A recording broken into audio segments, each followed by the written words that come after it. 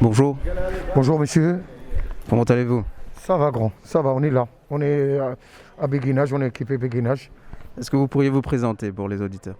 Moi je suis un sans-papier, comme tout le monde connaît ici, mais ça fait 23 ans que je suis ici. J'ai mis 3 fois l'occasion, avant j'ai les papiers. 2009 j'ai pris mes papiers. Après 2009, j'ai circulé presque un an avec. Et après, comme j'étais pour changer, j'étais radié. Je ne sais pas pourquoi. J'ai des enfants, mes enfants ils sont le papier, ma femme il a le papier. Je suis résident ici depuis 23 ans. Je suis intégré de pays. Je travaille, je suis acrobate professionnel. Et les choses qu'on est menées dans un combat, parce que mes enfants ils sont en train de grandir, ils sont en train de voir la réalité. J'ai envoyé mes enfants et voir, ils sont belges 100%. Ils ne voient pas le père, il n'a pas de papier et les enfants ils sont le papier. Et moi je ne vais plus travailler au noir. Si je ne travaille pas, qui va donner à mes enfants, qui va me donner pour le loyer, pour les manger, pour tout. Parce que la vie, ça vient trop cher. Et si tu ne travailles pas, tu ne veux pas travailler chez un patron pour 25 euros, là 30 euros. Comme tu travailles squatter de patron, je ne vais plus ça. Parce que j'ai envie de mes droits pour plus tard. J'ai envie de voyager, j'ai envie de regarder des autres pays, j'ai envie de regarder plein de choses, comme tout le monde. Je suis un être humain, je mérite un petit goût de papier pour voyager, pour tout ça. Ça fait 23 ans que j'ai mené le combat pour avoir un papier. Je ne sais pas, est-ce que j'attends un jour, je serai comme tout le monde. Alors ici on est à l'église du Béguinage. Pourquoi est-ce que vous êtes ici? Pour demander notre légalisation, parce que ici que tu vois, tous les gens que tu vois ici, ils sont diplômés, ils sont des grands diplômes, ils sont des médecins, des coiffeurs, des dentistes, des menuiseries, des gens qui travaillent au bâtiment. Et des gens ici, ils sont 5 ans, 6 ans, 7 ans, 8 ans, 9 ans, il y a 23 ans, il y a 24 ans. Même il y a une femme avec nous ici, elle est née ici. Depuis 45 ans, il est né ici, il n'a pas de papier. Ça, c'est logique. Il y a un grand garçon aussi, ici avec nous. Il a 43 ans, il est né ici à l'hôpital Saint-Pierre. Il a la date de naissance comme il est né ici à l'hôpital Saint-Pierre. Il n'a pas de papier. C'est quoi? C'est triste à voir des choses comme ça. On a des vieilles dames qui sont handicapées, qui sont maladies. On a des enfants, on a tout ici. Alors j'imagine qu'avec le contexte du Covid, ça ne doit pas être facile à gérer ici. Quelles sont vos revendications pour le gouvernement? Les choses qu'on fait ici, parce qu'ici c'est toujours le nettoyage. Toujours on fait attention, les masques. Toujours, franchement, même le président, c'est quelqu'un qui dit on n'a rien, il vient voir. On a besoin des gens qui viennent pour voir, pour regarder. On fait tout le possible pour rester propre et rester bien. Et rester tout, parce que tous les matins, on fait le nettoyage. Tous les matins, on donne des masques. Parce que même écrit à l'intérieur de l'église, obligatoire les masques ici. On fait tout le possible. Mais comme il y a beaucoup de monde, c'est difficile à gérer, mais on est en train de faire tout le possible. Tout le possible. Parce qu'il y a des frères ici, comme il a des maisons et tout, maintenant, le propriétaire il appelle de dehors, il dit si tu ne payes pas mon loyer, tu dors de la maison. Il y a avec Covid, on n'a pas travaillé. Est-ce que le premier ministre de l'immigration, il a vu ça? Est-ce qu'il a senti comme quoi on a resté un an sans travail? On mange où? On ne veut plus travailler. C'est ça qu'on a besoin. C'est ça qu'on a besoin. On a besoin du ministre de l'immigration. Il vient voir avec ses yeux. Les gens là, ils sont des diplômés, ils sont d'anciens, ils sont des capables de donner le pays, donner quelque chose pour le pays. C'est ça qu'on est ici. Parce qu'on est encore jeune, on est capable à donner pour le pays. Et comme tu vois quelqu'un qui a des enfants, ils sont 4 ou 5, même des gens ici, ils sont 4 enfants. Et les enfants, ils sont à partir de 15 ans, 16 ans, ils n'ont pas le papier. Ça, c'est triste aussi. Ça, c'est triste. On ne parle pas juste de nous. Même des gens qui sont dehors de l'église, même les gens qui sont sans papier, dehors de l'église, ils sont plus comme nous. Ils sont pires comme nous. Eux aussi, ils méritent. Pourquoi? Parce que ce que tu vois, quelqu'un, il a 23 ans, 24 ans, il est en train de souffrir. S'il ne travaille pas en noir, il ne mange pas. S'il ne travaille pas, il n'a rien. Qui va te donner? Mais moi, j'ai dit à les gens, les grands de pays, les personnes là que tu vois qui étaient dans le manger au restaurant, ils sont sans papier. Ils travaillent sans papier au restaurant. Et tu fais la manger sans papier. Regardez les gens qui travaillent partout et sans papier. Et c'est lui qui te sert tes plats. C'est lui qui fait beaucoup de choses. Va à l'abattoir. Tout ce qui est à l'abattoir, c'est des gens sans papier. Ils travaillent et donnent et aident l'État. Et aident pour avancer avec le pays. Parce que s'il n'y a pas de gens là qui sont papiers, non, si on est des travailleurs, on donne. On ne mérite quelque chose. On mérite juste un goût de papier. On ne mérite rien, on ne fait pas la charité. On a besoin de notre droit. Notre droit pour tout le monde. Parce qu'il y a des gens qui méritent ici. Ils méritent, franchement, ils méritent. Si tu vois, moi j'ai envie de venir pour regarder le ministère de l'immigration. Il vient y voir les gens comment ils sont ici. Viens voir. Il ne faut pas la réalité. Tu regardes sur les médias et tu regardes sur là et tu dis il y a des gens ici, ils ne sont pas étudiés, ils ne sont pas là, ils ne sont pas. On a des niveaux. D'un grand niveau, pas un petit niveau. On a des grands niveaux ici. On a des gens qui parlent flamand, qui parlent français, qui sont intégrés, qui l'ont intégré avec le pays, il l'ont intégré avec la société. C'est ça qu'on a envie de les gens. Même les burgmistes, même tous les burgmistes de Bruxelles, ils viennent pour voir c'est quoi. On a des gens qui sont intégrés, de vrais intégrés, pas juste comme ça on parle sur les médias. Bonjour. Bonjour. Bonjour. Est-ce que vous pouvez vous présenter déjà pour nos auditeurs? D'accord. Je m'appelle Mohamed Amin, j'ai 16 ans, je suis étudiant ici à Bruxelles et je suis là depuis 2 années avec ma mère. Moi, je suis Nadia, la maman de Mohamed Amin. Et je suis ici à Bruxelles pour l'avenir de mon fils. Donc, on s'est enfui du Maroc à cause des problèmes avec mon ex-mari. Et on ne peut pas rester là-bas parce qu'on n'a personne qui va nous protéger. Et c'est pour ça qu'on s'est enfui de notre pays, on a quitté notre pays. On n'a pas le choix. On ne peut pas vivre là-bas. Donc, on est ici pour... je suis ici pour l'avenir de mon fils, pour terminer ses études, parce qu'il étudie très très bien. Même ici à la Belgique, il étudie avec des bonnes notes. Et déjà à son pays, il a étudié dans une école privée avec un système français à la mission. Mais à cause des problèmes qu'on a à vivre à notre pays, on ne peut pas terminer. Donc c'est pour ça qu'on est là. Mais quand on est entré ici à la Belgique, donc on a commencé à une autre souffrance, donc une grande souffrance. Même mon fils, il a tombé dans une dépression parce qu'il n'a pas de papier. Donc quand il va arriver à 18 ans, même il va avoir un bon diplôme, mais il ne peut pas terminer, il ne peut pas faire ses stages. Il n'a pas le droit de faire les stages, il n'a pas le droit de terminer ses études à l'université. Et donc c'est pour ça qu'on est là dans cette occupation, parce que c'est vraiment... on souffre et on est bloqué, notre vie elle est bloquée. Donc pour moi, je travaille toute la journée, toute la semaine, toujours, on dit toujours. Donc quand j'étais ici à la Belgique, je travaille toujours. Même j'ai pas le temps de passer avec mon fils. Je sais pas qu'est-ce qui se passe avec lui. Je peux pas parler avec lui, je peux pas sortir avec lui. Donc quand j'entre à la maison, crevée, fatiguée. Même le moral, tu sais, avec les patrons, parce que donc ils profitent de nous, les patrons, beaucoup. Donc chaque fois, ils t'ont plus de travail si tu travailles pas, si tu veux pas. Ici, tu parles pour toi. Ils vous font du chantage. C'est du chantage. Ils t'ont viré du travail, tu te dégages. Si tu veux pas, et si tu cries, et si tu parles, donc je vais l'appeler la police. Et avant toi, tu peurs. Je suis une maman d'un enfant, je veux l'aide de la Belgique, je veux mes papiers, comme tous les mamans qui sont ici avec nous, et comme toutes les femmes qui sont ici avec nous, soit des filles, soit des femmes âgées. Donc, oui, c'est ça qu'on veut. Et l'égalité aussi. Oui. On ne veut pas profiter, monsieur. Non, on veut des papiers pour terminer notre vie, on veut travailler, notre enfant avoir leur avenir, et c'est pour ça qu'on est là. Donc on est des travailleurs, des travailleuses. Et c'est ça, c'est pour ça qu'on est dans cette occupation de l'église. C'est pas parce qu'on n'a pas de logement, ou bien qu'on n'a pas de vêtements, ou bien non, on a tout. On paye notre loyer, on paye notre charge. On travaille on travaille plus que les autres, plus que les qui ont des papiers. On paye les taxes. Donc quand on fait des courses de Aldi ou bien de Lidl ou bien de...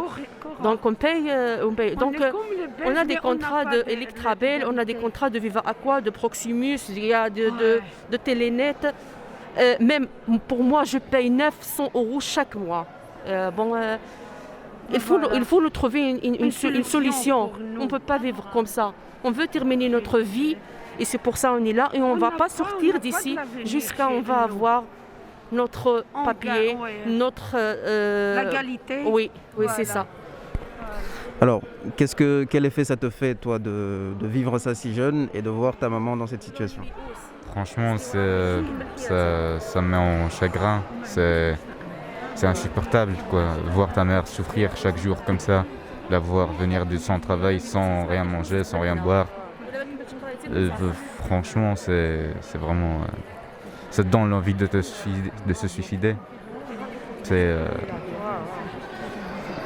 comme ça. Alors, ta maman nous a dit que tu faisais des études. Tu faisais des études en quoi? Je fais des études à l'Athénée Leonardo da Vinci. Je suis en secondaire, en 4e année. J'ai l'option de sciences. Est-ce que au niveau de ta classe, de tes camarades, ils sont sensibilisés à ces questions-là? Je ne les ai pas dit que j'ai pas mes papiers, donc voilà. Et quelles sont vos revendications concrètes pour Sami Mahdi, qui est le secrétaire d'État à l'asile? Qu'est-ce que vous avez comme message pour lui? Oui, Monsieur Mahdi, on ne comprend pas pourquoi il décidait de faire cas pour cas.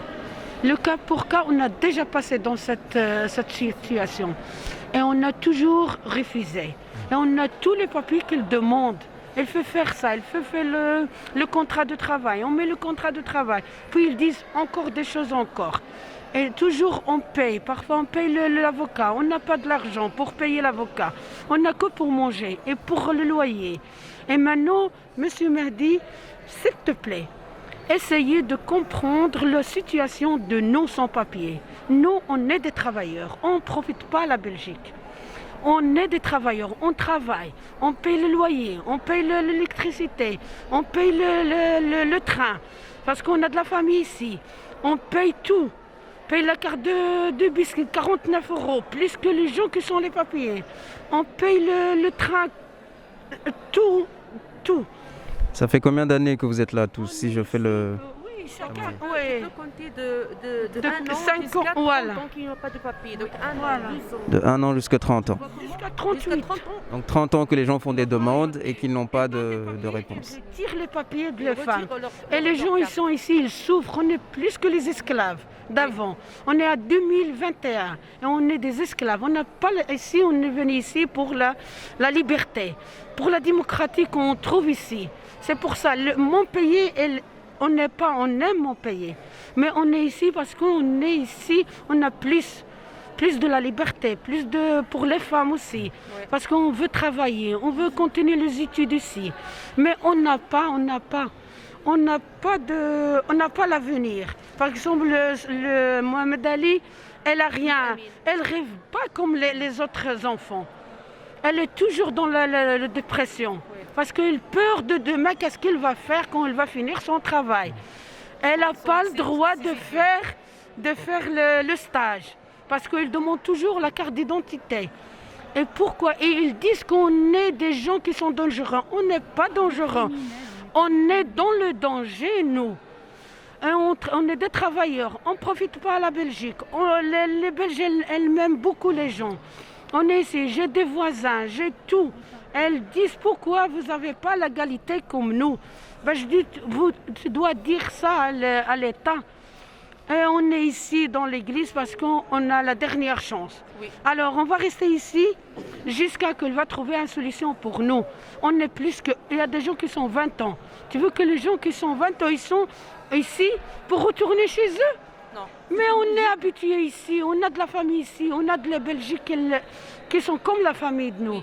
Hein, on est habitués ici, on est travaillé ici, on a donné plus à mon pays, quoi. Oui. On donne. Et il y a des gens, voilà, la fille elle vient chaque fois chez nous, c'est une Belge. Oui. Elle vient chaque nous ici pour visiter. Oui. Tu peux l'écouter. Donc je suis venue pour les aider. Ça fait depuis mardi que je suis ici pour les rendre visite. Donc tout ce que je veux, c'est les aider et que elles ou ils réussissent pour leurs papiers. Tout ce qu'elles veulent, c'est avoir les papiers et qu'ils trouvent un travail pour leurs enfants, qu'ils donnent à manger, que les enfants ont besoin. Donc moi, tout ce que je veux, c'est que eux ils peuvent avoir les papiers. Donc, Quel message tu as, toi, envers le secrétaire d'État à l'asile qui est chargé de cette question-là?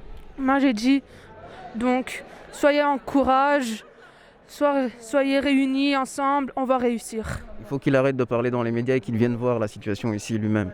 Voilà, exactement. Donc voilà quoi, ça mon message, tout ce que je veux. Réussissez les messages, réussissez vos papiers, on reste unis. Même si les gens avec les papiers ou sans papier, on reste ensemble, on est soudés, on se soutient l'un et les autres. On est comme une famille en fait ici. Donc voilà. Merci, c'est gentil. Merci beaucoup. Je veux passer un message pour le monsieur le ministre, Sami Mehdi. Voilà, ici, on n'est pas sans abri. On est ici des travailleurs sans papier. Voilà, exactement. Je le redire, sans papier, des travailleurs sans papier. Ce qu'on veut, juste une carte de séjour pour se déplacer, pour ne pas avoir peur du contrôle ou bien du policier, pour travailler, pour participer à l'économie belge. De toute façon, comme dit Madame Fouzia, on est soutenu ici.